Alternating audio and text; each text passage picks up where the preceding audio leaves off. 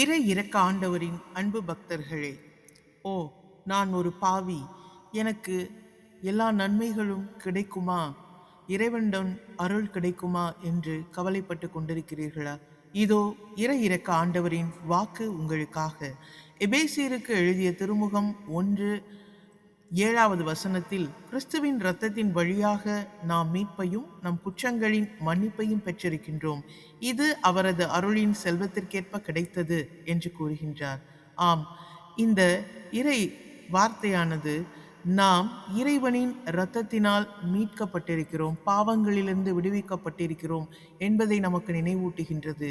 பாவம் மனிதனின் மனத்தில் குற்ற உணர்வையும் பயத்தையும் இறைவனிடமிருந்து பிரிவையும் ஏற்படுத்துகிறது. ஆனால் இந்த பாவம் மன்னிப்பு, மனம் திரும்பி நாம் இறைவனிடம் பாவ மன்னிப்பை பெறுகின்ற பொழுது அவர் இரத்தத்தால் மீட்கப்பட்ட நாம் பழைய வாழ்க்கையை அழித்துவிட்டு புதிய வாழ்க்கை வாழ ஆயத்தமாகின்றோம். மன்னிக்கப்பட்ட இதயம் சமாதானத்தை அனுபவிக்கிறது.